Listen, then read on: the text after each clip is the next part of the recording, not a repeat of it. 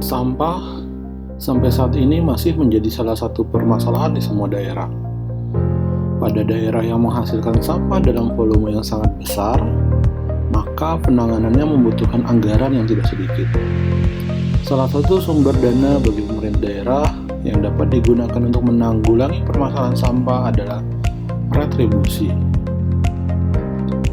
Berdasarkan Undang-Undang 1 Tahun 2022, retribusi adalah pungutan daerah sebagai pembayaran atas jasa atau pemberian izin tertentu yang khusus disediakan dan atau diberikan oleh pemerintah daerah untuk kepentingan orang pribadi atau badan. Beberapa karakteristik retribusi daerah yang diterapkan di Indonesia antara lain: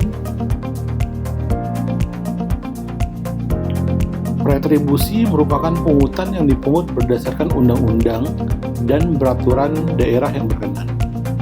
Hasil penerimaan retribusi masuk ke kas pemerintah daerah. Retribusi terutang apabila ada jasa yang diselenggarakan oleh pemerintah daerah yang dinikmati oleh orang atau badan. Pihak yang membayar retribusi mendapatkan kontraprestasi atau balas jasa secara langsung dari pemerintah daerah atas pembayaran yang dilakukannya. Sanksi yang dikenakan pada retribusi adalah sanksi secara ekonomis, yaitu jika tidak membayar retribusi, tidak akan memperoleh jasa yang diselenggarakan oleh pemerintah daerah.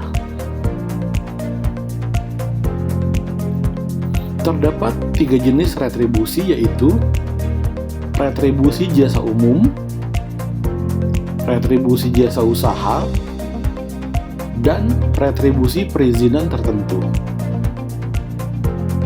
Untuk menangani persampahan, pemerintah daerah dapat menarik retribusi dari orang pribadi atau badan yang menggunakan atau menikmati pelayanan kebersihan. Retribusi pelayanan kebersihan merupakan salah satu dari 5 objek retribusi jasa umum. Retribusi pelayanan kebersihan dapat tidak dipungut apabila potensi penerimaan kecil atau dalam rangka pelaksanaan kebijakan nasional atau daerah untuk memberikan pelayanan tersebut secara cuma-cuma.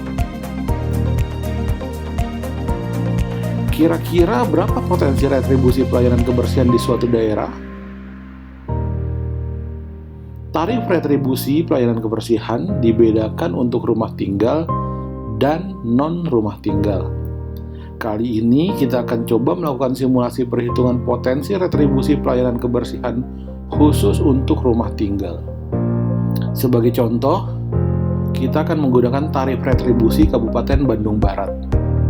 Adapun tarif retribusi mengacu pada Peraturan Daerah Kabupaten Bandung Barat Nomor 1 Tahun 2021 tentang retribusi pelayanan persampahan atau kebersihan. Di Kabupaten Bandung Barat, klasifikasi rumah tinggal dibagi menjadi 3 kelas, yaitu rumah tinggal kelas 3 adalah rumah tinggal dengan luas tanah sampai dengan 60 meter persegi atau daya listrik PLN terpasang 450 volt ampere. Rumah tinggal kelas 2 adalah rumah tinggal dengan luas tanah lebih dari 60 meter persegi sampai 350 meter persegi atau daya listrik PLN terpasang dari 900 volt ampere sampai 3500 volt ampere. Dan rumah tinggal kelas 1 adalah rumah tinggal dengan luas tanah lebih dari 350 meter persegi atau daya listrik PLN terpasang lebih dari 3500 volt ampere. Berikut adalah contoh perhitungan potensi retribusi pelayanan persampahan untuk rumah tinggal.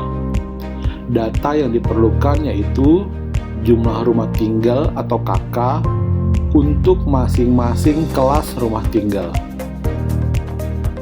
Misalnya diketahui dari data atau hasil survei, jumlah rumah tinggal untuk kelas 1 sebanyak 210.000, kelas 2 sebanyak 122.500, kelas 3 sebanyak 17.500. Maka potensi retribusinya adalah 2,688 miliar rupiah dari kelas 1, 1,176 miliar rupiah dari kelas 2, dan 112 juta rupiah dari kelas 3.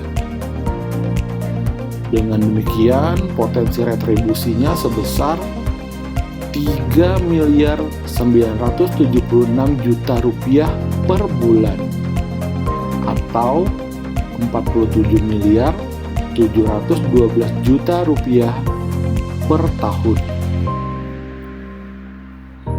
Nilai yang cukup besar bukan hanya untuk menangani sampah? Maka ayo, kurangi sampah mulai dari rumah.